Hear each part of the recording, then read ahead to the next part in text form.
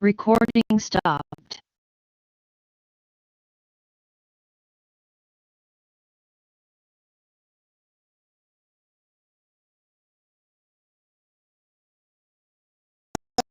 A mí me gustaría que lo comentáramos, no ahorita, pero sí que lo comentemos en clase. Ujú.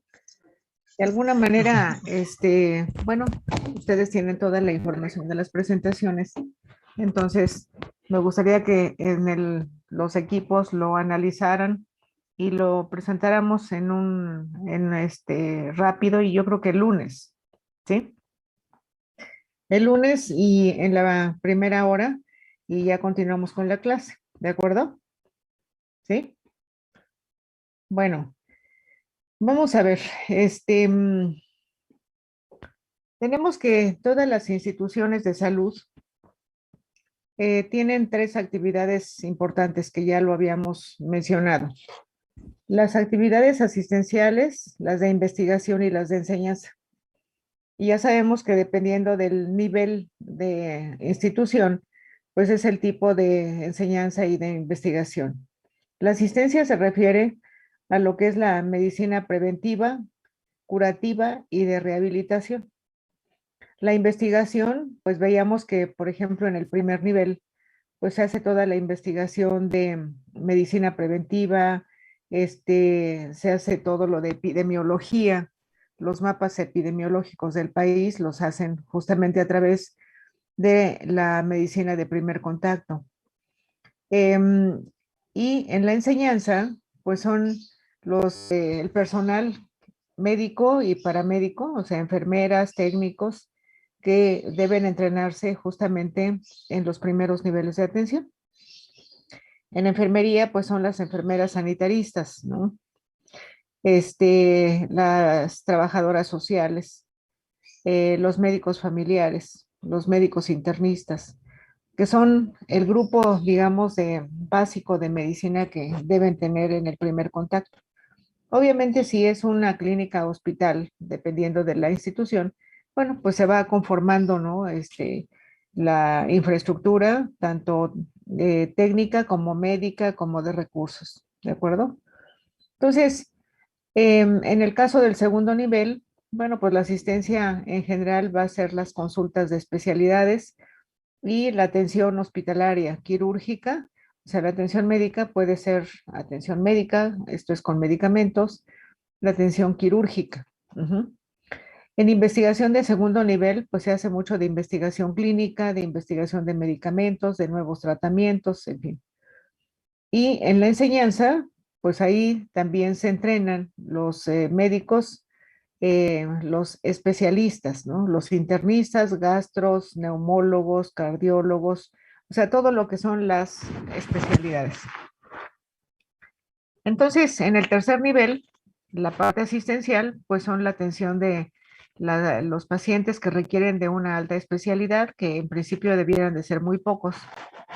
La investigación, pues es la investigación básica en medicina, ¿no? Por ejemplo, ahorita muchos de los institutos están haciendo estudios de vacunas y de efectos y demás, ¿no? Y la enseñanza, bueno, pues son los médicos subespecialistas, así como el personal de enfermería.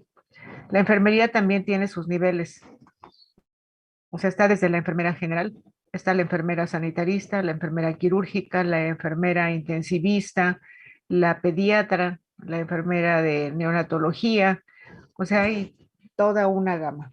Y en cirugía, pues hay las enfermeras especialistas en cirugía general, en ortopedia, en cardiología, o sea, en cirugía cardíaca, en neurocirugía, en trasplantes. Entonces, cada uno de los niveles, pues tiene su función en estos tres rangos, o sea, estos tres puntos: asistencial, investigación y enseñanza. ¿De acuerdo?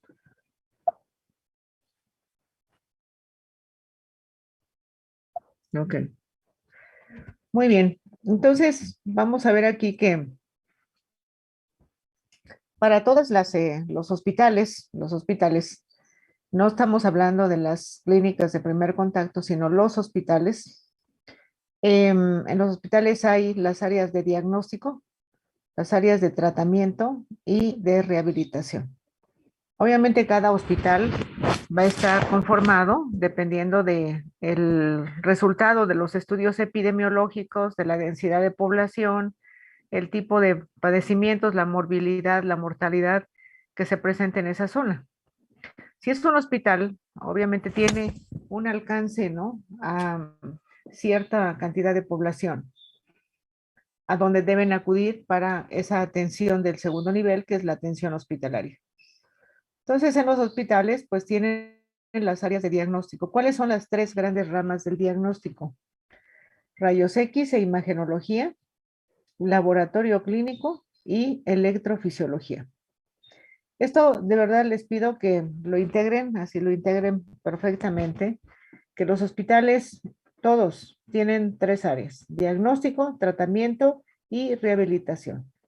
A través de estas tres grandes ramas, de los rayos X y la imagenología, este laboratorio y electrofisiología, pues son los auxiliares de diagnóstico que el médico requiere de apoyo para poder integrar su diagnóstico.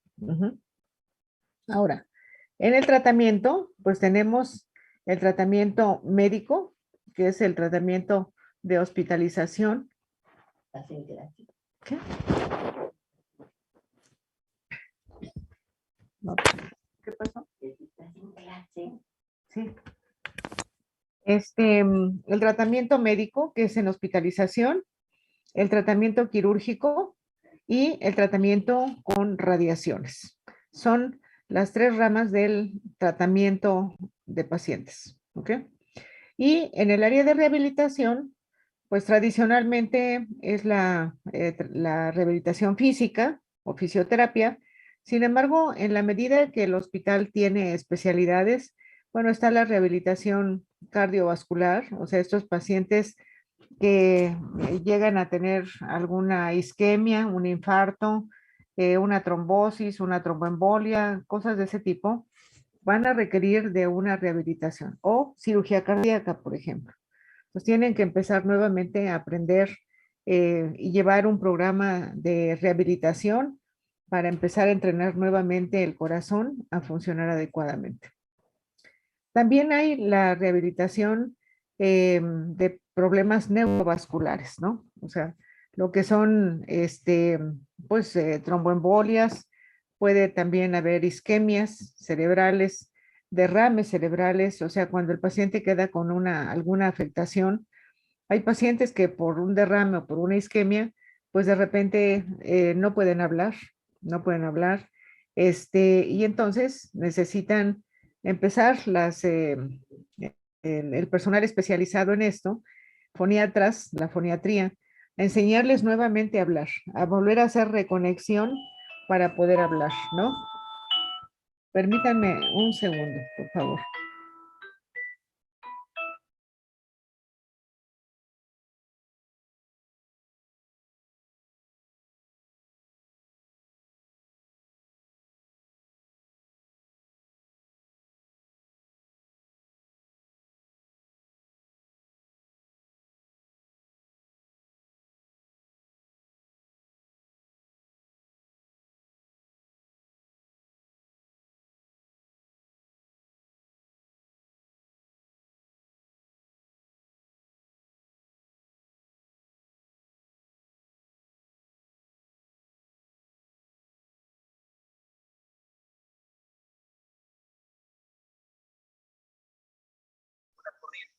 He apagado su micrófono, profesor.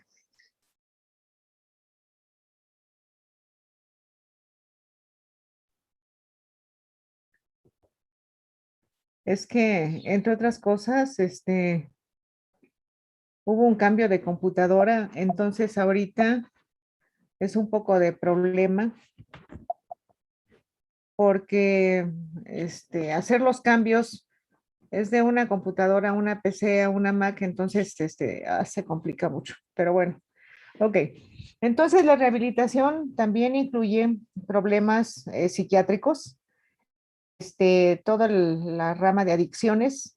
Hay especialistas en todo lo que es la rehabilitación de pacientes con problemas de dependencias farmacológicas, en fin, ¿no? Entonces, sabemos que tenemos diagnóstico, tratamiento y rehabilitación. Ahora vamos a ir desglosando cada uno de los diferentes, de las diferentes áreas. Entonces tenemos que en los servicios de diagnóstico, pues el primer, digamos que el inicio de todo el proceso de atención médica es el diagnóstico clínico. Siempre debemos recordar que la tecnología, toda la tecnología es un apoyo para que el personal de salud cumpla con su trabajo, ¿no? O sea, por más sofisticado que sea la tecnología para diagnóstico, para tratamiento, es una herramienta para el personal de salud. Entonces, el diagnóstico clínico es el que hace el médico en el momento en que el paciente llega a la unidad básica, que es el consultorio de medicina general. Ese es el primer paso. El consultorio de medicina general, que puede ser para adultos o para pediatría. Y obviamente dentro de las áreas de consulta, pues también tenemos consultorios de especialidades. Esos consultorios, pues van a ser integrados de acuerdo al tipo de especialidad que requiera esa zona en donde está el hospital y la población a la que atiende. ¿De acuerdo? Entonces, ese es el primer paso. El otro es el laboratorio clínico. El laboratorio clínico es pues la unidad que hace la determinación de parámetros fisiológicos del paciente a través de los análisis clínicos.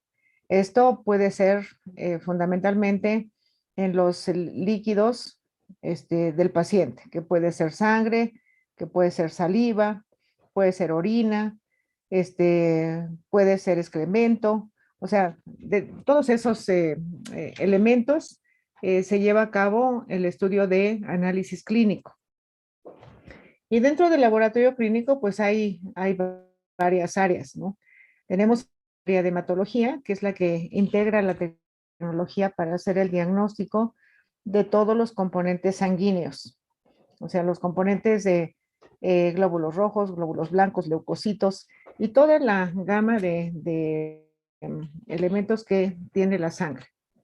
Después tenemos la química clínica. Los estudios de química clínica, pues son todos los equipos que hacen la evaluación de los diferentes parámetros del paciente, como puede ser pues triglicéridos, colesterol, estudios del hígado, estudios de páncreas, estudios de riñón, o sea, esto se hace a través de muestras de sangre, al igual que el área de hematología. Química clínica es a través de muestras sanguíneas. Después tenemos el área de microbiología. Microbiología, pues es a través de las muestras de orina y las muestras de heces fecales. Entonces aquí, pues lo que determinan justamente es la cantidad de bacterias que puede tener el organismo, eventualmente toda la determinación y el estudio, por ejemplo, de saliva, todo lo que es los virus, bacterias y todo esto. Las áreas de microbiología han ido ampliando también su gama de determinaciones, o por ejemplo, si alguna persona tiene alguna herida, pues tienen que tomarle muestras justamente del tejido para poder hacer cultivo y ver qué tipo de bacterias o virus se presentan. Hay otra gama de estudios que son los estudios especiales en sangre. Por ejemplo, aquí están pues muchos de los estudios de hormonas, los estudios de drogas. O sea, depende pues del tipo de hospital, pues va a ser la integración de la tecnología y de las áreas que comprende el laboratorio clínico.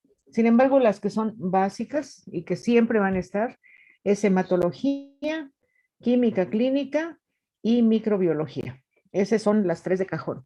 Y las demás, pues dependen de las necesidades del hospital, de los pacientes. Después también el laboratorio clínico tiene que ver con el estudio de tejidos. Y es el laboratorio de análisis histopatológicos, o sea, es el análisis de tejidos. Anteriormente, estos laboratorios de patología, pues eran los que tomaban las muestras de los cadáveres, ¿no? Para ver realmente, pues, de qué había fallecido el paciente, ¿no? Y pues ahí está toda la historia, ¿no? De la enfermedad y de las razones por las cuales el paciente pudo haber fallecido. Y era así, un poco a posteriori los estudios de análisis histopatológicos. Sin embargo, de unos años para acá, la patología, la anatomía patológica se ha convertido en una especialidad muy viva, muy activa, que es un apoyo para muchas de las especialidades. Por ejemplo, de los cirujanos, o sea, si el cirujano va a hacer alguna resección de un tumor, entonces, bueno, pues hay estudios de patología que se hacen durante, perdón, ¿sí? Que se hacen durante el procedimiento quirúrgico, ¿no? Entonces, si hay un tumor, lo que hacen es una resección del tumor y lo mandan en ese momento a patología para que el patólogo pueda ver si los bordes de donde hicieron el corte están libres de tumor, ¿no? Porque si dejan ahí restos, entonces eventualmente nuevamente puede volver a crecer, ¿sí? Entonces, en los estudios de transquirúrgicos, toman en la pieza o el tejido, lo mandan al patólogo y esperan la respuesta del patólogo para decir ya está bien o tienen que cortar de tal lado o de tal otro para quedar limpio el tejido del paciente. Entonces, vamos a ver que la medicina ha ido cambiando de una manera muy, muy importante porque actualmente ya no es nada más la competencia de un médico, sino generalmente es de un grupo de médicos. Aquí podemos ver, por ejemplo, que con los estudios de laboratorio clínico, bueno, si el paciente mandan un estudio para de hematología o de química clínica, bueno, el patólogo, o sea, el especialista del laboratorio, el patólogo clínico, si eventualmente identifica que hay un problema en los estudios, o sea, un problema que se está manifestando, lo importante es que ese médico hable con el médico tratante para decirle, está saliendo esto, y consensar en los resultados, ¿no?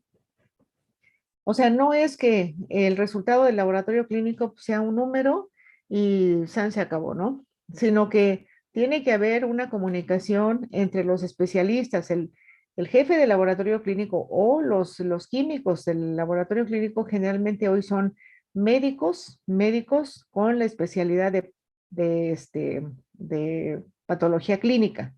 Entonces, lo importante es que pues haya ese consenso, ¿no? Entre un dato del laboratorio clínico con lo que está presentando el paciente. Ujú. Y de la misma manera, pues los estudios histopatológicos, por ejemplo, el cáncer de mama, ¿no? Eventualmente tienen que hacer alguna cirugía para quitar el tumor y entonces es muy importante que durante ese procedimiento pues puedan ver hasta dónde llega el tejido que está afectado y quitarlo, ¿no? Ustedes saben que en los cánceres de mama también el problema es que se va hacia los ganglios del brazo, ¿no? Y que eventualmente tienen que identificar hasta dónde, hasta qué ganglio está contaminado con el tejido canceroso para eliminarlos y evitar que pues se continúe y siga siendo metástasis, ¿no? Entonces, el laboratorio clínico y la patología clínica pues son áreas muy importantes de apoyo para el grupo médico para poder hacer un buen diagnóstico y sobre todo tomar la decisión del tratamiento que le van a dar al paciente. ¿De acuerdo? ¿Dudas de esto? Aunque lo vamos a ver con más detalle, pero ¿quién tiene dudas de esto? Del laboratorio clínico, porque quizá algunos pues sea la primera vez que entran a ver cuestiones de áreas hospitalarias. Sí, tengo una pregunta. A ver, En ocasiones el laboratorio clínico llega a estar, bueno, en las operaciones que dijo, llega a estar ahí mismo, en la sala de operaciones. Sí, no, o sea, normalmente los médicos, o sea, si están en la cirugía, en una cirugía, los que son encargados de tomar las muestras del paciente, son los médicos anestesiólogos, que son los que tienen acceso, pues, a las vías vasculares y todo esto, ¿no? Por ejemplo, durante los procedimientos quirúrgicos, pues se necesita estar monitoreando, por ejemplo, la biometría hemática. Si es que es una cirugía en el cual el paciente sangra mucho, entonces tienen que estar muy al pendiente para ver si tienen que transfundir sangre, para compensar las pérdidas. Ujú.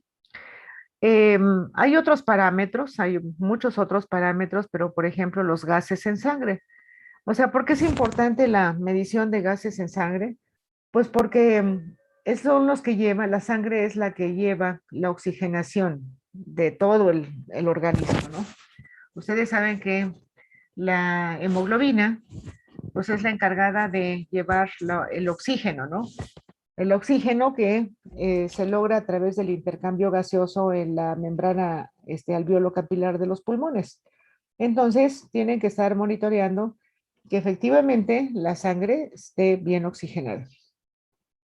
Por ejemplo, ahorita con los pacientes del COVID, pues uno de los parámetros que sabemos se tienen que estar vigilando es la saturación de oxígeno. ¿Alguien de ustedes sabe qué es la saturación de oxígeno?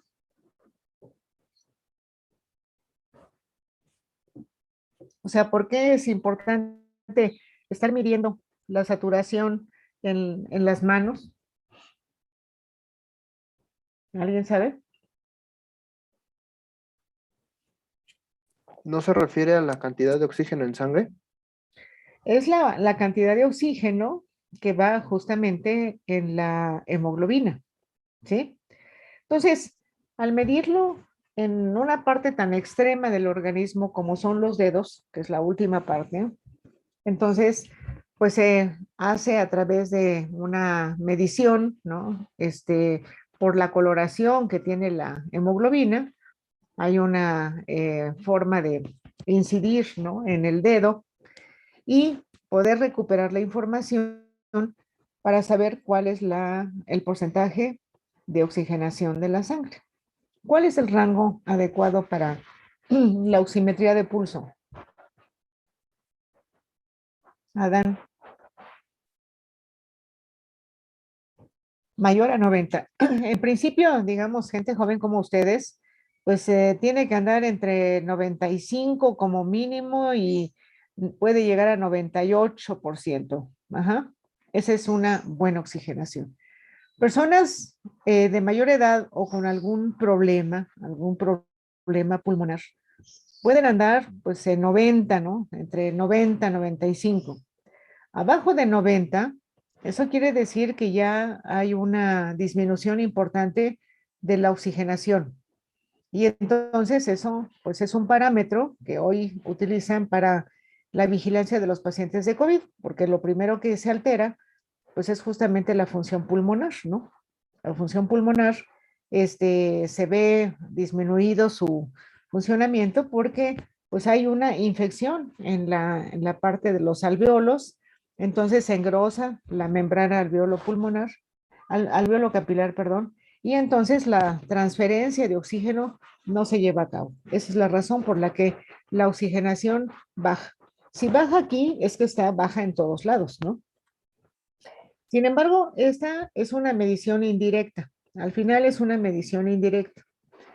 Cuando el paciente está en cirugía o está en un estado crítico, en una terapia intensiva, lo que tienen que hacer, aparte de tener el monitoreo de la saturación, lo que necesitan hacer son determinaciones en gases, ¿no? Y sabemos que, bueno, pues el aparato circulatorio pues tiene sangre venosa y sangre arterial. Entonces, lo que hacen son estudios de gases en sangre venosa o en sangre arterial, dependiendo de lo que necesiten. Entonces, en el laboratorio clínico hay una gama inmensa de tecnología justamente para las determinaciones. Normalmente los equipos están todos concentrados en el laboratorio clínico y los hospitales pues tienen un sistema, digamos, de envío de las muestras para que lleguen rápidamente al laboratorio y tiene que haber en el laboratorio un área que procese las muestras de urgencias. ¿Por qué? Bueno, porque si el paciente está en una cirugía, pues requieren que sea una determinación rápida para que el médico tome la decisión de continuar, de poner una transfusión sanguínea o no, en fin, o sea, se necesitan parámetros rápidos. Ujú. Y obviamente, bueno, los equipos también actualmente tienen pues esa posibilidad, ¿no? De que están haciendo sus determinaciones. Hoy todos los laboratorios clínicos pues son sistemas automatizados en donde hay la posibilidad de que cuando llega una muestra de urgencia pueden parar la corrida de determinación, meten la muestra de urgencia y entonces el resultado sale rápido. Entonces, bueno, el laboratorio clínico pues es una de las áreas de diagnóstico muy importantes porque da información al médico para el diagnóstico y para el tratamiento, sobre todo. La electrofisiología, ¿a qué se refiere? Bueno, se refiere a que es todas las mediciones de los diferentes órganos y sistemas. Aquí tenemos todo lo que son líquidos corporales y lo que son tejidos. Ahora vamos a ver aquí el organismo, nuestro organismo funciona a través de impulsos eléctricos. Sabemos que somos un sistema que funcionamos con impulsos eléctricos coordinados por el cerebro, ¿no? Y que esas señales eléctricas pues van mandando la información a los diferentes órganos, al aparato muscular, para poder desarrollar las actividades que tenemos que desarrollar y para que los diferentes órganos funcionen adecuadamente, ¿no? Entonces, en muchos de las determinaciones son a través de las señales eléctricas que nosotros estamos generando. Ujú. Por ejemplo, la audiometría, o sea, ¿qué nos mide la audiometría?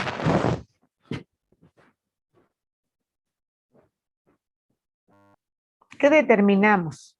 Al nivel de audición. La audición. ¿Qué nos interesaría determinar de la audición? El espectro. Saber hasta Detectar el ¿cuál es el rango espectro de de frecuencias que frecuencias que nuestro percibimos? oído detecta. A ver, uno por uno. A ver, uno por uno. A ver, Antonio. De detectar el rango de frecuencias que nuestro oído logra detectar de forma correcta o de forma, ¿cómo se puede decirlo? ¿Cuál es el rango que nosotros manejamos en la audición? ¿Qué rango de frecuencias son las que manejamos? De 20 a 20, ¿no? A 20 kilohertz. Es de 20 a 20 kilohertz. Sin embargo, dentro de ese rango, hay un rango mucho más pequeño, que es el que normalmente usamos, ¿no? Ni siquiera usamos todo el rango. Pero dentro de ese rango, pues vamos a ver que hay sonidos agudos, hay sonidos intermedios y sonidos graves, ¿no? Y muchas veces la capacidad de la audición se ve afectada por justamente esa transmisión.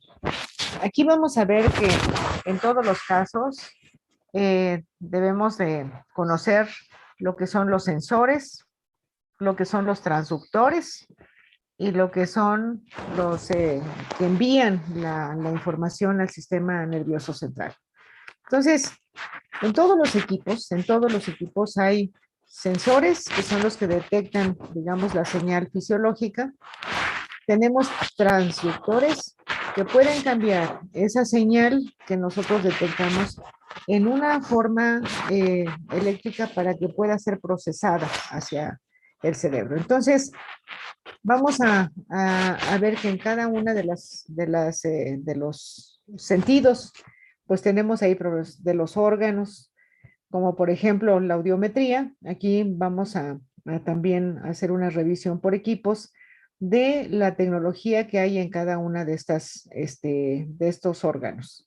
Entonces, la audiometría lo que nos mide es la capacidad auditiva en el rango en donde nosotros debiéramos de escuchar. Las pruebas respiratorias, aquí lo que necesitamos pues es conocer lo que son los volúmenes que manejamos, las capacidades respiratorias que tienen que ver justamente pues con el funcionamiento correcto o no correcto del aparato respiratorio, que tiene un impacto directo en lo que es la oxigenación de todo el organismo. Después tenemos la oftalmología. Aquí, pues lo básico es la agudeza visual. Sin embargo, hay muchísimas determinaciones que los oftalmólogos deben hacer pues para cuidar, ¿no? Que la visión esté sana, o que si tiene un problema se pueda controlar o resolver y evitar la pérdida de la visión, ¿no? Ustedes saben que hay muchas enfermedades que afectan directamente al ojo, a la visión, y que pues el resultado es la ceguera. Entonces, pues actualmente hay una gama muy importante de tecnología dedicada justamente al diagnóstico y al tratamiento de estos problemas. ¿Qué es la proctología?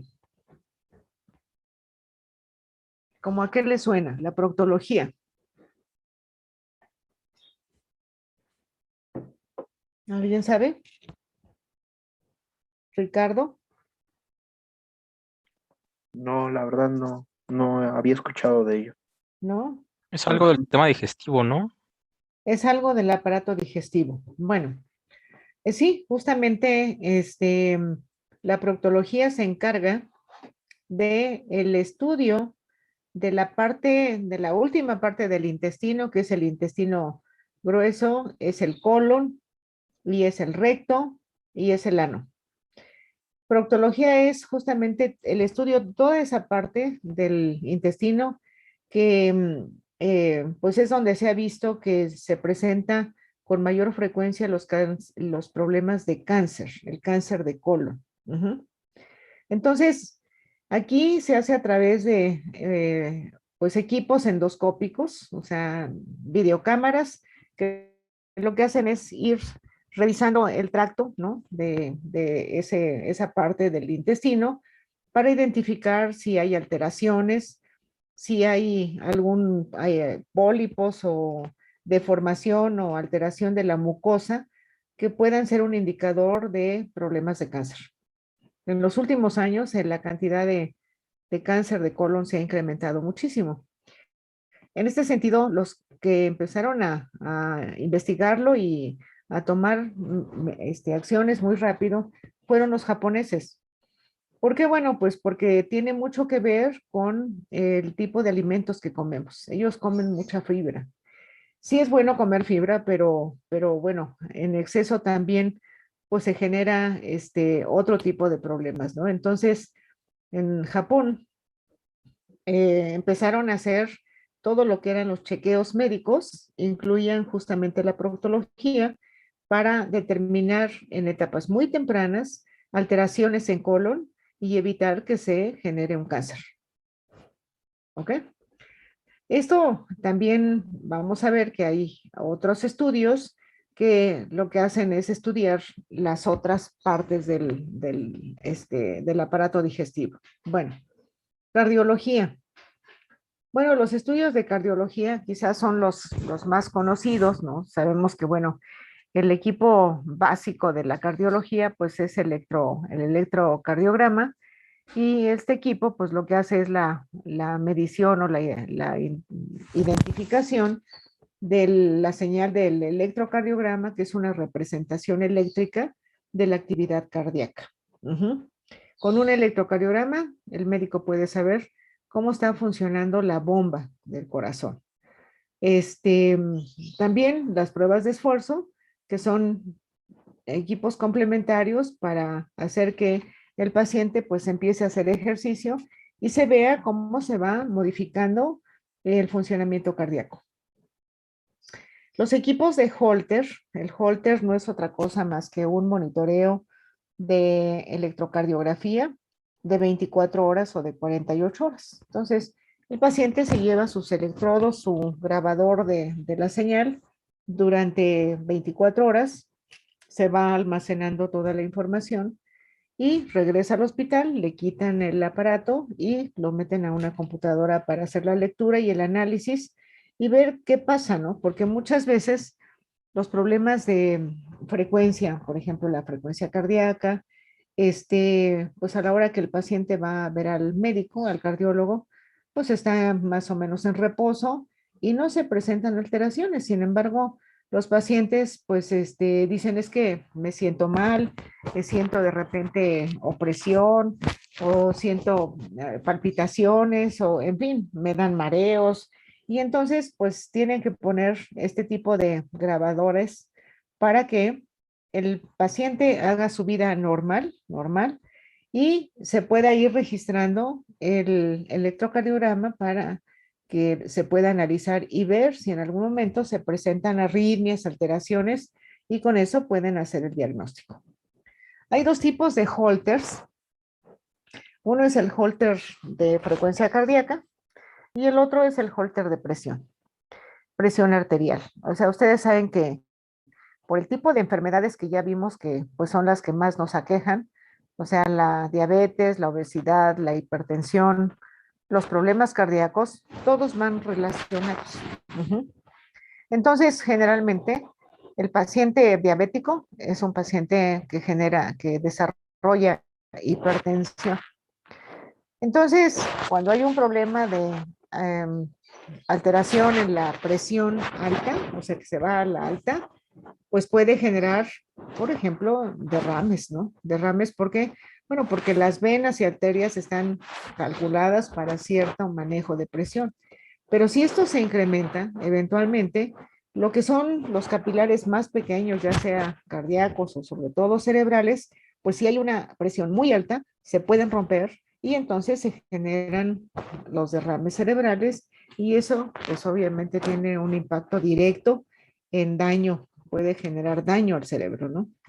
Bueno, entonces hay Holters que son de electrocardiografía y hay otros que son de presión arterial. Igual, se van con su aparato 24 horas y periódicamente programan para que, no sé, cada 15 minutos el aparato automáticamente toma la medición de la presión, la va registrando y así durante las 24 horas y de esa manera pues pueden identificar alteraciones en el paciente. Tenemos otro equipo que es el de ecocardiogramas, la ecocardiografía, que es un estudio de ultrasonido que pues da mucha información a los médicos para saber cómo está funcionando el corazón, la parte mecánica del corazón, las válvulas cardíacas,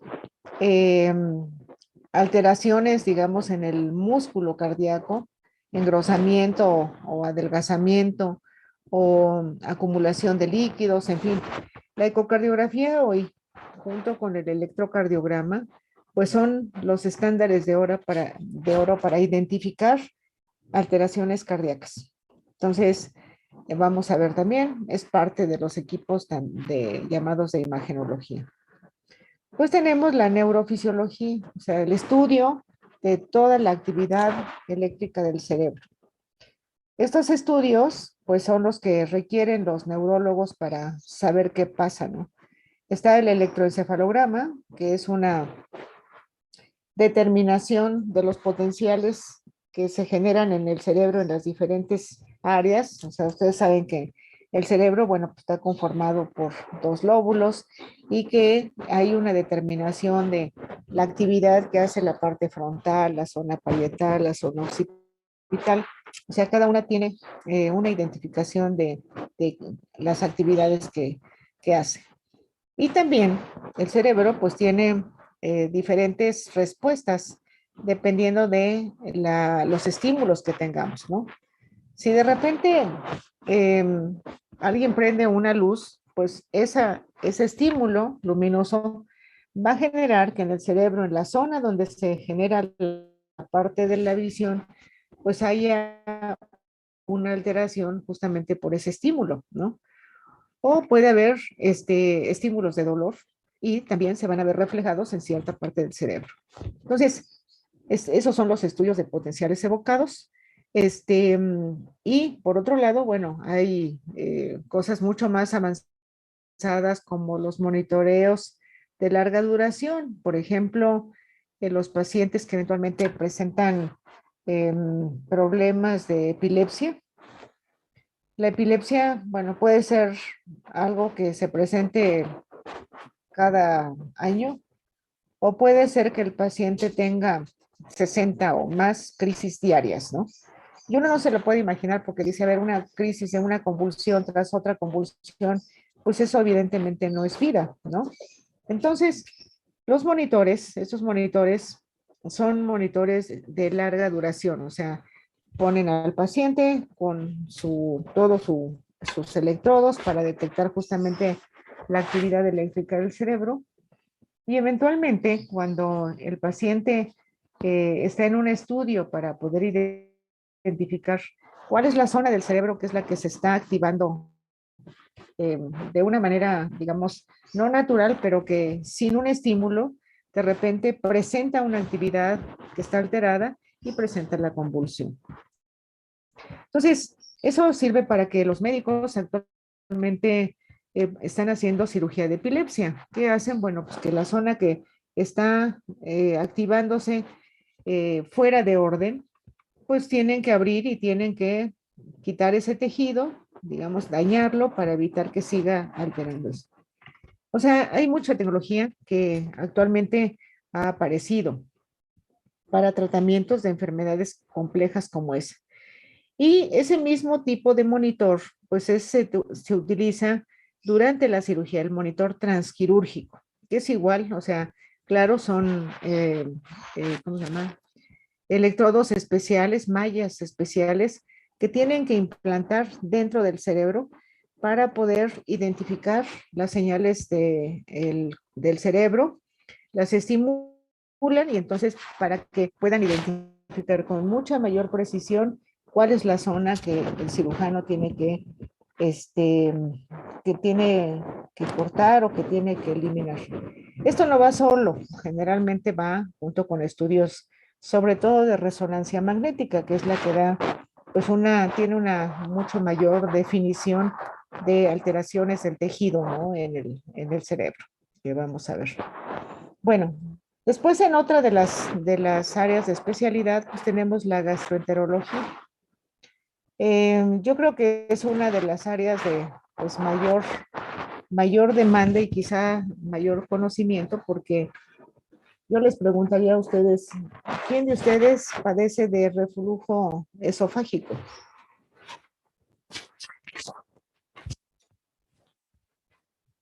¿Nadie? ¿Todos sanos? ¿En serio? ¿Nadie padece de reflujo? No, ¿No? ¿De gastritis? Yo, ¿Quién yo? Stephanie, yo tengo gastritis. Tú tienes gastritis y por lo tanto tienes reflujo, ¿no? Mm, Por lo que esofágico. ¿Ven? O sea, que sienten así como... Nada más, Stephanie. ¿Todos los demás están sanos? Yo Sí, también, no profesora. tenemos nada. ¿No? Qué bueno. Muy bien. Bueno, pues esa es una de las enfermedades del siglo, porque hay muchas alteraciones, inclusive en los niños, en los recién nacidos, pueden identificar problemas justamente de reflujo, ¿no? Hay niños que durante los primeros 3 meses de su vida, pues duermen en una sillita, ¿no? O sea, un poco inclinados para evitar justamente esto. Esto son diferentes, pues, alteraciones, ¿no?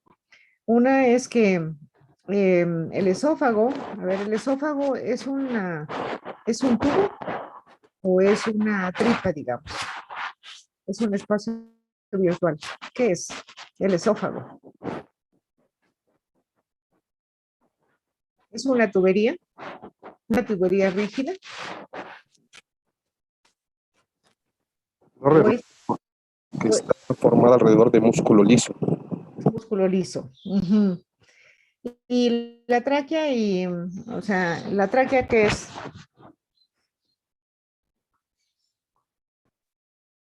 ¿Qué es la tráquea? Pues tejido y alrededor tiene como anillos de cartílago, ¿no? Ok. Entonces, la tráquea, esa sí es una tubería, ¿no? Esa es una tubería que no se colapsa. Ujú. O sea, tiene justamente sus arillos y que nosotros lo podemos detectar aquí, ¿no? O sea, se siente la tráquea. Sin embargo, el esófago, nosotros no lo podemos identificar, pero sí podemos saber cómo se comporta. Normalmente cuando nosotros comemos, por ejemplo, un bocado, ¿no? O sea, algo que es sólido, pues nosotros podemos identificar cómo va pasando por ese tracto digestivo. Ujú. Entonces, el esófago, pues es de músculo liso, pero tiene cierto automatismo. Mientras no tiene alimento ni nada, está quieto, ajá, está cerrado.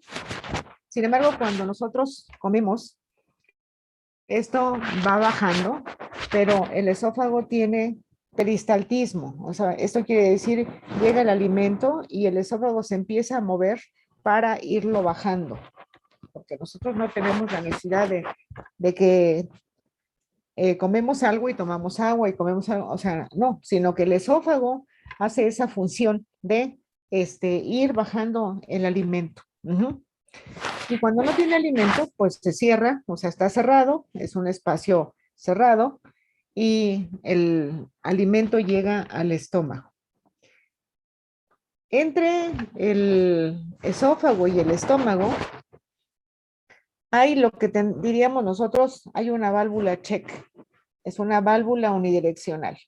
¿Qué quiere decir? Que cuando hay un alimento en el esófago, lo deja pasar al estómago, pero se vuelve a cerrar. ¿Sí? Es un esfínter. Uh-huh. Y entonces cuando hay un problema con esa válvula, pues es cuando las personas se les regresa el líquido del estómago, ¿no? Y es cuando se dice, tienen reflujo. Bueno, entonces, para esto, pues hay diferentes tecnologías para poder identificar qué está pasando con la motilidad esofágica, cómo se está comportando la motilidad esofágica. Y aquí lo que miden, pues es la presión que hay dentro de esa tubería. Uh-huh. La otra es que la endoscopía propiamente, que es meter un tubo con una cámara y un sistema de iluminación para que el médico endoscopista vaya viendo todo el trayecto y vea si hay alteraciones en la mucosa, si hay algún tipo de ulceración, si hay enrojecimiento, si hay sangrado, en fin. O sea, y también puede ver que al paso justamente del endoscopio, ven cómo se abre ese esfínter y a la salida cómo se cierra y si cierra correctamente o está insuficiente y no cierra. Uh-huh. Entonces, bueno, son tecnologías que sirven justamente para el estudio del esófago, el estómago y parte del intestino delgado. Obviamente, pues llega hasta donde puede llegar la tubería, que es bastante grande, ¿no? O sea, puede ser que el equipo para endoscopía gástrica, pues puede entrar alrededor de casi 1 metro, ¿no? Entonces pasa esófago, estómago y parte del intestino. Y en fin, así hay otras tecnologías, como la cápsula quirúrgica, que es un sistema es una cámara que va almacenando la información. Entonces, esa cápsula se la dan al paciente, se la traga, y entonces, conforme va pasando la cápsula por el esófago, el estómago, el intestino delgado, el intestino grueso, hasta que sale, la recuperan y entonces se puede leer toda la información. Es la única manera de poder tener una información de todo el tracto digestivo. ¿Sí? Muy bien. ¿Preguntas? Yo sé que de esto ustedes van a ser los expertos porque van a ir preparando por especialidades, entonces para que podamos tener información de los diferentes equipos y los diferentes, o sea, para qué sirve cada una de las tecnologías. Entonces, ¿dudas? ¿Nadie?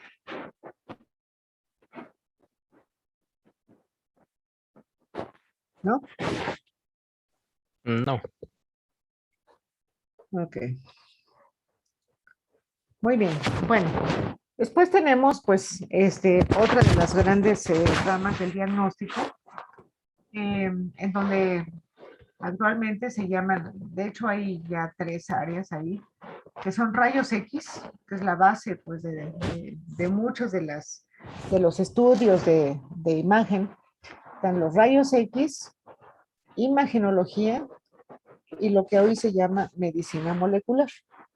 Entonces, rayos X pues es la tecnología que se utiliza para hacer el estudio de pues diferentes tipos de tejido. Unos son los huesos y algunos tejidos en sus equipos, digamos, en su forma básica de rayos X. Yo creo que a ustedes en algún momento les han hecho placas de rayos X, o sea, una placa de tórax o una placa de algún hueso porque caídas, en fin, ¿sí? Tenemos otra tecnología que es la fluoroscopía. La fluoroscopía, bueno, es también un tipo de rayos X un poquito diferente, y que se utiliza para estudios que son dinámicas, ¿no? O sea, los rayos X, para lo que se utilizan es para tomar una foto en el momento, ¿no? O sea, si yo me caigo y voy para que me tomen una placa, me van a tomar esa imagen, que es una foto de la estructura de los huesos, sobre todo, para ver qué se rompió. Ujú. Entonces es estático, es un estudio estático. Sin embargo, la fluoroscopía es un estudio dinámico, ¿no? Es un estudio dinámico. Por ejemplo, si yo estoy teniendo problemas para poder pasar los alimentos, siento que se me atoran o estoy teniendo algún otro tipo de problemas, como lo que son las úlceras y esas cosas, pues entonces anteriormente se utilizaban mucho los estudios de fluoroscopía. ¿Por qué? Bueno, porque daban un trago de un material y a través de la toma repetitiva de las placas iban viendo el paso de este líquido para ver cómo se comporta el esófago, cómo llega al estómago y en fin, ¿no? O también, o sea, estudios, por ejemplo, para eliminación de líquidos a través de la orina, o sea, del funcionamiento del riñón y de los, eh, ¿cómo se llama? De los ureteros y todo esto. Bueno, todavía se hace con estudios de fluoroscopía, porque dan un líquido y van viendo cómo va haciendo la eliminación. Entonces, son diferentes aplicaciones de los rayos X. Pues tenemos otras tecnologías más avanzadas como la tomografía computarizada, que hoy hay pues desde equipos muy básicos de tomografía hasta equipos sumamente sofisticados de altas velocidades y capacidades para tener imágenes verdaderamente, pues muy bien definidas con una gran resolución. Entonces, tenemos la tomografía, tenemos la hemodinamia, estos equipos de hemodinamia que son pues para ver justamente el funcionamiento del aparato circulatorio, para ver si hay alguna obstrucción en alguna arteria, en el caso particular las coronarias.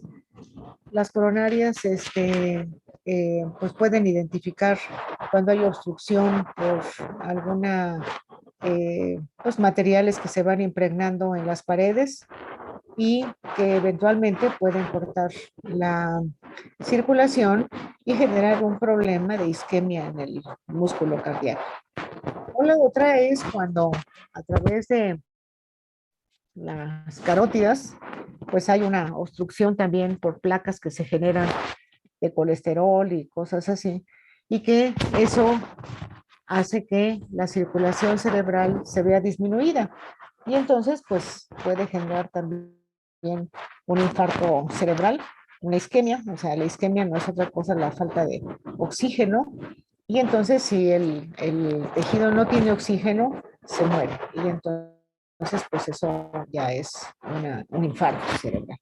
La otra es cuando eh, se generan algunos trombitos, ¿no? Así, trombos, microtrombos, que pueden llegar, que pueden subir al cerebro y que obviamente los capilares cerebrales son sumamente pequeños. Entonces, si llega por ahí algún trombo que sale de algún lado, pues puede tapar alguna zona de vascularización y pues esa zona se queda sin oxigenación. Entonces, pues, se genera ahí un problema, ¿no? Entonces, estos equipos de hemodinamia justamente pues, se utilizan para esto. Ujú. Tenemos otros equipos como la densitometría ósea, que lo que hace es poder identificar la cantidad de calcio que hay en los huesos, pues para ver que se esté generando, se esté aprovechando el calcio y que los huesos estén en buenas condiciones, ¿no? Una alteración en la densitometría, pues lo que hace es que determina si hay porosidad en los huesos y obviamente si hay huesos porosos, pues son mucho más fáciles de que las personas puedan tener fracturas. Generalmente, pues esto se da con la edad, ¿no? Hay una disminución de la captación de calcio y los huesos se vuelven más débiles. Sin embargo, también hay otras enfermedades que tienen que ver justamente con ese metabolismo del calcio y que hay niños que la padecen y que pues son susceptibles de muchas fracturas y otros tipos de problemas, ¿no? Entonces, lo que hace la densitometría pues es identificar justamente la densidad ósea. Ujú. Ortopantomografía, pues uno de los estudios que normalmente los odontólogos o ¿cómo se llaman? Los cirujanos maxilofaciales cuando hay un problema, ¿no? Con la mordida o, en fin, nos mandan a hacer, ¿no? Que es una visión panorámica de todos los dientes y saber si están funcionando correctamente o qué tipo de tratamiento tienen que dar para que haya una buena masticación y que, en fin, eso tiene mucho que ver pues con la función digestiva y todo eso. La mastografía, pues esa la sabemos, ¿no? Que es un estudio a través de equipos de rayos X, unos rayos X muy especiales, de muy baja densidad por el tipo de tejido que se trata, para identificar de manera temprana, preferentemente, alteraciones en la mama de tejidos con densidades diferentes a lo que es el tejido normal, calcificaciones, etcétera, y eventualmente tratar de identificar un cáncer de manera temprana. Vamos a ver que aquí en la mastografía, bueno, actualmente ya no nada más hay equipos de mastografía, pero hay otros que son la mastografía con tomografía y que son dos equipos integrados en uno justamente para complementar la información y que se pueda tener pues una mayor resolución, ¿no? Del tejido y que pues eso dé un diagnóstico temprano, ¿no? El ultrasonido, pues es una de las tecnologías actualmente más utilizadas. El ultrasonido, pues hasta ahora no tiene restricciones en el sentido de que no hay una interacción con la materia que pueda generar problemas, a diferencia de los rayos X, que los rayos X pues sí tienen interacción con la materia y que obviamente la exposición a rayos X tiene que estar pues muy definida, ¿no? O sea, uno no se puede tomar placas de rayos X diario, ni mucho menos. En el caso del ultrasonido, pues es una tecnología que hasta ahora no se sabe de interacción con la materia, inclusive se puede utilizar y se utiliza mucho para los estudios de ginecología, para ver la evolución del feto, en fin, ¿no? La resonancia magnética, que pues es otra tecnología diferente, que vamos a ver, y que pues también en los últimos años ha tenido un desarrollo impresionante en aplicaciones para pues todas las partes del cuerpo, con softwares muy específicos. Por ejemplo, hoy están los softwares para mama, porque pues hay mucha preocupación, sigue habiendo una incidencia muy alta de cáncer en mama. Entonces, actualmente la resonancia pues tiene sus softwares para poder hacer una identificación temprana de alteraciones en el tejido. Y luego tenemos tres tecnologías, que es la medicina nuclear. Este sistema, pues lo que utiliza son compuestos que tienen cierto nivel de radiactividad y que de alguna manera interactúan con los tejidos para poder identificar alteraciones. Por ejemplo, ustedes saben que la tiroides, pues es una glándula que es muy, afecta al yodo, ¿no? Al yodo. Le gusta el yodo. Entonces, para poder hacer estudios de tiroides, pues lo que hacen es inyectar yodo, yodo radiactivo, y entonces ese yodo, pues va y se concentra en la glándula tiroides. Ahí le gusta, pues. Y entonces, pues dependiendo de lo que capte en la glándula, pueden saber si está funcionando bien, si está funcionando menos de lo que debiera de estar, o si tiene una captación demasiado marcada del compuesto radiactivo. Y con eso, pues pueden hacer la identificación de un problema de hipotiroidismo, hipertiroidismo o un nódulo canceroso, por ejemplo, ¿no? Entonces, en la medicina nuclear se utiliza para muchos de los órganos, por ejemplo, para estudios de riñón, ¿no? Para ver cómo está funcionando el riñón. Se utiliza compuestos radioactivos muy específicos para cada órgano, ¿no? Puede ser para riñón, puede ser para corazón, ya vamos a ver. Después tenemos otra tecnología que es el PET-CT. El PET es un tomógrafo, o sea, acá teníamos un tomógrafo que funciona con rayos X, ¿no? Que es el tradicional. Sin embargo, aquí hay un tomógrafo por emisión de positrones. Aquí lo que utiliza, pues, es también un material radioactivo que de alguna manera, en el momento que hacen la inyección de ese material radioactivo, eh, se va hacia las zonas en donde hay una inflamación, donde hay una mayor actividad. Ustedes saben que el cáncer no es otra cosa más que una desprogramación de alguna manera de ciertas células. Las células pues tienen un ciclo de vida, o sea, desde que nacen, crecen, se reproducen, se mueren. Entonces, cada célula tiene su tiempo.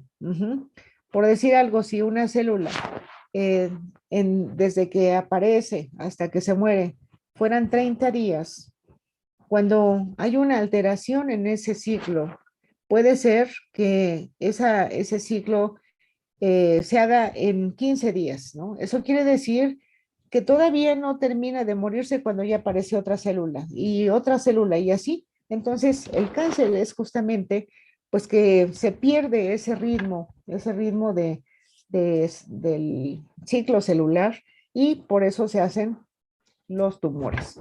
Por eso es que se hacen muy rápido los tumores, ¿no? Entonces, unas células, o sea, unas células que están fuera de control, pues su metabolismo está muy acelerado. Por lo tanto, si su metabolismo es acelerado, pues requieren de una gran cantidad de energía, ¿no? Y la energía, pues como ustedes saben y lo vieron en fisiología, pues es la glucosa, ¿no? La glucosa. Entonces, cualquier tejido que esté con un proceso acelerado, como una infección o como un cáncer o cosas así, pues lo que hace es captar justamente la glucosa para alimentarse, porque si no, pues, se muere, o sea, no se alimentaría. Entonces, captan mucho pues de la glucosa. Entonces, en el caso del PET, del tomógrafo por emisión de positrones, pues lo que hacen es justamente hacer un marcaje de la glucosa con un material radioactivo, que es el que se puede justamente detectar, ¿no? La glucosa no, esa simplemente el tejido la capta, pero como va pegada a un material radioactivo, lo que se detecta pues justamente es la cantidad de radioactividad en cierta zona. Y si se hace una inyección de este líquido, pues lo que se ve es que justamente se va hacia las zonas en donde están las células cancerosas. Entonces, hay diferentes compuestos, otra vez dependiendo del tejido, pues es el tipo de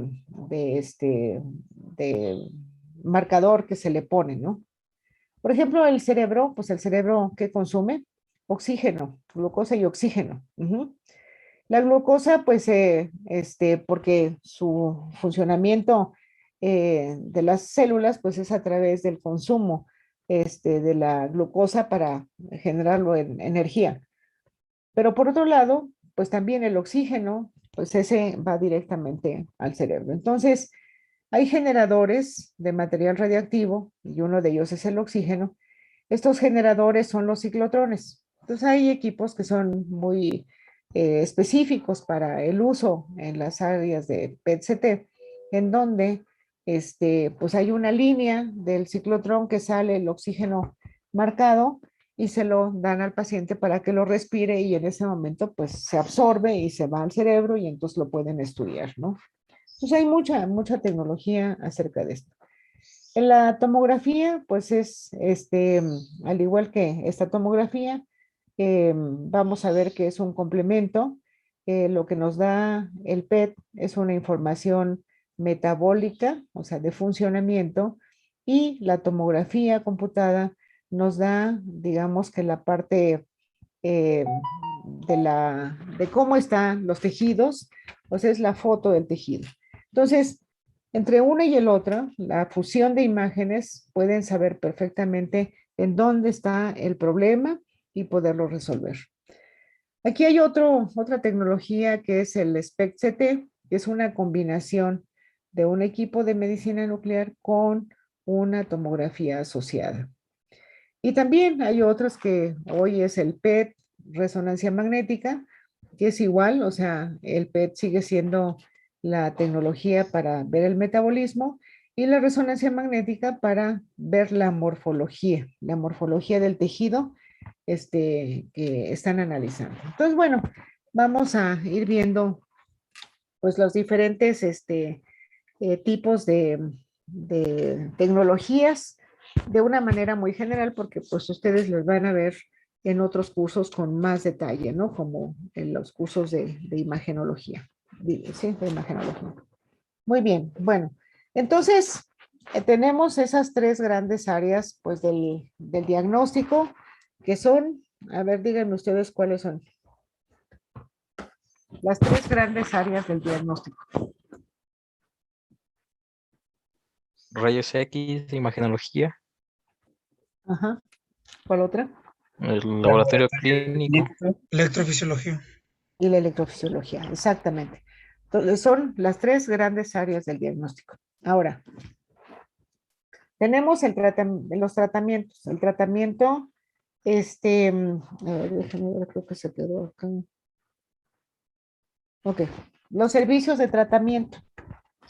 Habíamos comentado que, bueno, uno obviamente es el tratamiento médico. El tratamiento médico, pues es con medicamentos, ¿no? O sea, es el tratamiento médico. Obviamente, este tratamiento, pues se puede dar desde la consulta, ¿no? El paciente va a una consulta, el paciente requiere un medicamento, se lo prescriben y se va.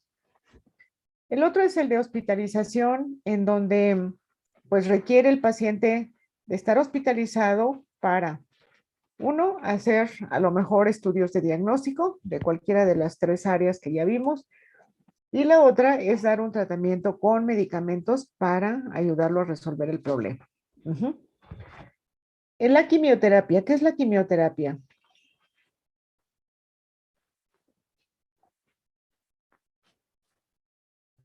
¿Alguien sabe qué es la quimioterapia? Es el tratamiento que destruye las células cancerosas. Ujú. La quimioterapia es el tratamiento contra el cáncer. En estos tratamientos, en los últimos años ha habido un gran desarrollo para buscar medicamentos que sean específicos para el tipo de cáncer. Hace años el tratamiento era como muy general, o sea, alguien tenía un cáncer y entonces había, digamos, una definición de los medicamentos que daban así como de manera general cáncer. Actualmente no, actualmente pues confluyen muchas cosas. Uno, el gran desarrollo que hay en medicamentos específicos por tipo de cáncer. Y otro son los estudios de diagnóstico de biología molecular y de genética para conocer con más precisión el tipo de cáncer y el tratamiento que puede ser el más efectivo. Entonces, la quimioterapia, pues se tiene que dar en hospital. Normalmente los tratamientos de quimioterapia son tratamientos ambulatorios, esto es, el paciente tiene una programación dependiendo de la indicación médica. Puede ser uno cada semana, puede ser dos cada semana, uno cada 15 días. Depende mucho pues del tipo de tratamiento que el médico considere que es el que le va a funcionar. Y entonces llegan a un área específica que son las áreas de terapia infusional o quimioterapias. Llegan, les ponen su quimioterapia, los monitorean durante ese tiempo y posteriormente salen para su casa. Entonces, ese es el tratamiento médico. Después tenemos algunas otras áreas en donde hay también tratamiento médico, por ejemplo, la neonatología. Neonatología, ¿qué es lo que abarca? ¿Cuál es el tiempo que abarca la neonatología? ¿O qué significa neonatología? Antes de nacer. Antes y después de nacer. O sea, alrededor del nacimiento. O sea, Me antes y... parece que comprende las primeras 4 semanas. Exacto, exactamente. O sea, es la vigilancia desde antes del nacimiento hasta el primer mes de nacido. Ese es un neonato. Después de 30 días, ese bebé se convierte en un pediátrico, en un paciente pediátrico. Entonces, neonatología es solamente hasta los 30 días de nacido, ¿de acuerdo? Entonces, las unidades hospitalarias en donde se atiende a los neonatos, pues son las que están generalmente asociadas a las áreas de ginecología obstetricia.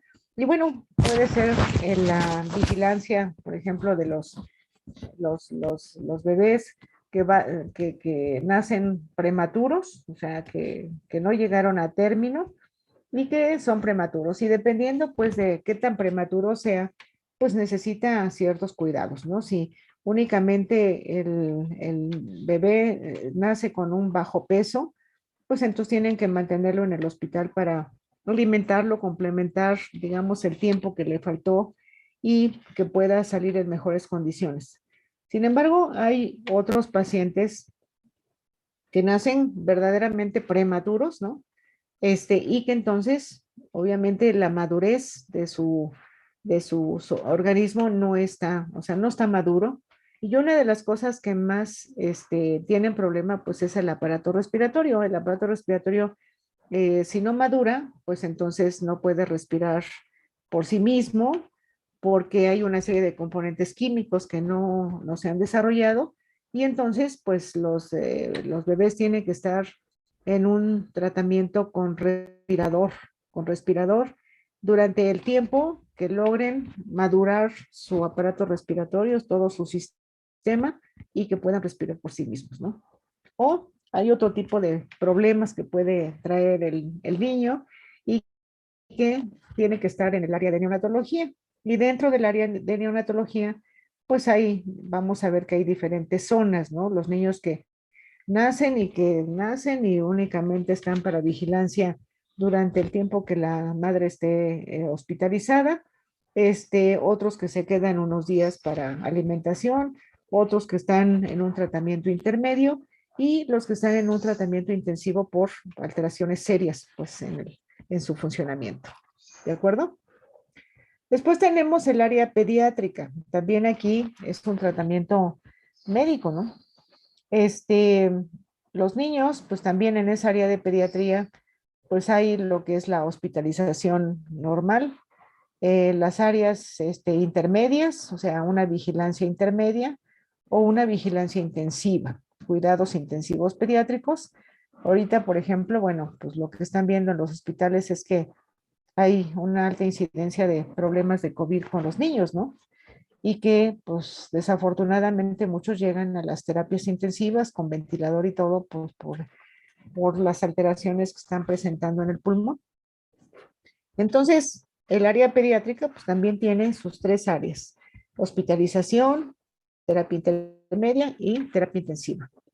Después tenemos que, dependiendo del tipo de hospital, pues hay áreas que son de terapia intensiva, pero dentro de las terapias intensivas, pues hay sus variantes, ¿no? Una terapia intensiva es el sitio en donde se atienden pacientes que tienen alteraciones que pueden poner en riesgo su vida o la viabilidad de algún sistema. Por ejemplo, o sea, un paciente con un problema cardíaco, si está con un infarto extenso o que esté con un problema de coronarias, pues que no pueden destapar y necesitan un tratamiento quirúrgico, por ejemplo, bueno, tiene que estar en una terapia intensiva, que es donde hay una vigilancia permanente, muy estrecha, donde los médicos están calificados para dar el tratamiento adecuado para mantener pues, al paciente en las mejores condiciones mientras llega a su tratamiento quirúrgico. O sea, lo que sí es que vamos a ver que las terapias intensivas hoy, pues quizá lo han escuchado por ahí en las noticias, cuando en enero se llenaron las terapias intensivas de pacientes con COVID. Hubo por ahí la noticia en donde tenían que tomar decisiones para ver quién entraba a la terapia intensiva. Y eso suena muy dramático. ¿Por qué? Porque hay pacientes que ya no tienen opción. Entonces, también en la cantidad de unidades de terapia intensiva pues, son finitas, ¿no? Y entonces, por ejemplo, si en un hospital hay un paciente que tiene un cáncer que está en la etapa terminal, pues es un paciente que realmente ya no tienen mucho que ofrecerle para su recuperación. Y si tienen un paciente que está llegando con un infarto y que depende de un tratamiento intensivo rápido para lograr que el órgano no se dañe o no se dañe más, tienen que tomar la decisión de quién entra a la terapia intensiva. Y ya tiene muchos años que han definido que los pacientes que entran a una terapia intensiva son los pacientes recuperables, ¿sí? Son los pacientes que está en riesgo su vida o la viabilidad de algún órgano, pero que a través de ese tratamiento son recuperables. Si no son recuperables, pues ya tienen que ir a otras unidades que son, digamos, de apoyo paliativo, simplemente para tratar de darles pues el soporte para mantenerlos en una cierta calidad de vida. Entonces, vamos a ver que, bueno, estas unidades de terapia intensiva, pues es donde se concentran los mayores recursos, tanto médicos como tecnológicos, como de medicamentos, para tratar de sacar a los pacientes de un problema grave. La terapia intermedia, pues así como su nombre lo indica, son los sitios en donde el paciente que sale de la terapia intensiva pasa a una vigilancia intermedia. Sigue estando en una vigilancia, pero no tan intensiva como la anterior, ¿sí? Entonces son unidades en donde se empieza a probar al paciente para ver que efectivamente ya no depende de tecnología, no depende tanto de medicamentos y que va en mejoría para que después de la terapia intermedia pues lo que llega es a la hospitalización general, ¿no?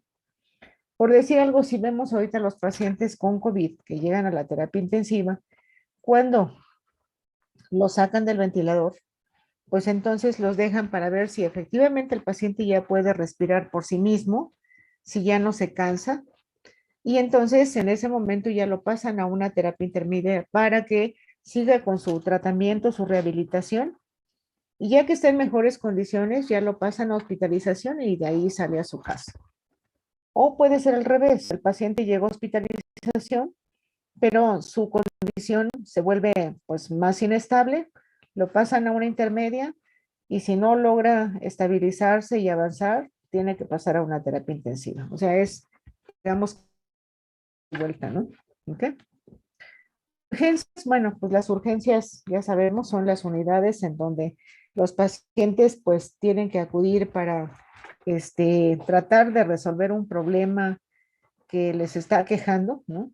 Que puede ser un problema médico, puede ser un problema quirúrgico, puede ser un problema de trauma, ¿no? De traumatología. Entonces son unidades pues preparadas con la infraestructura y con el personal que sepa cómo manejar las urgencias. Litotripsia renal, no sé si ustedes la han escuchado. ¿Qué es la litotripsia?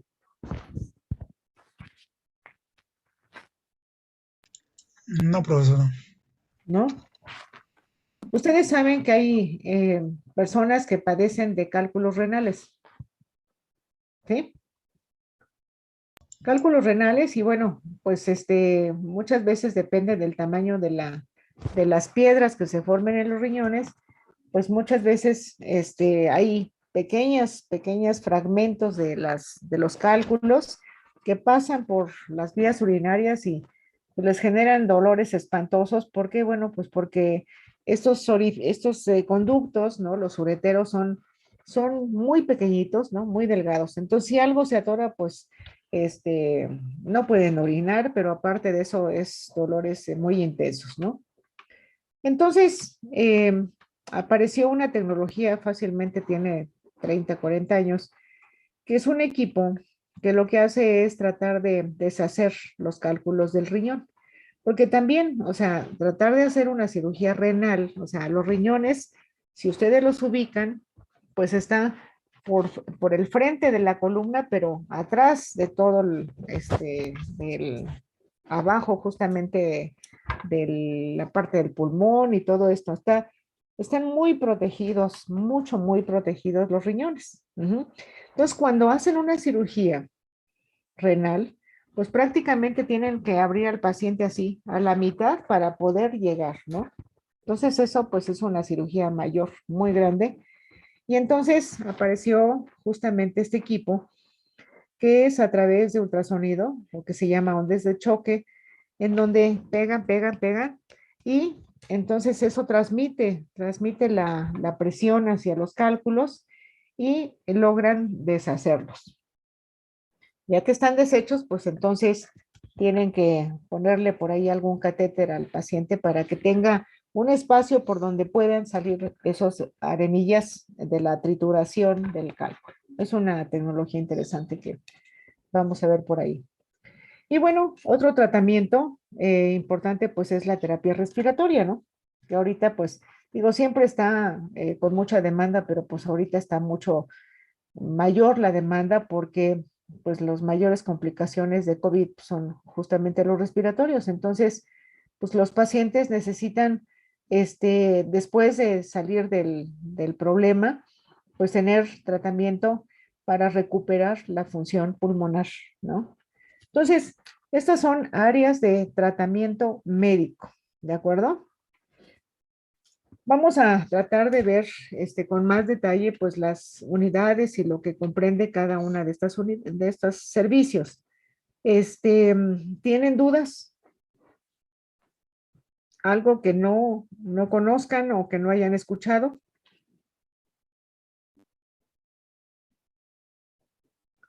¿No? ¿Nadie? ¿Todos están dormidos o cómo? No, profesora, ninguna duda hasta el momento. Bueno, ok. Vamos a dejar ahí la clase de hoy para continuar.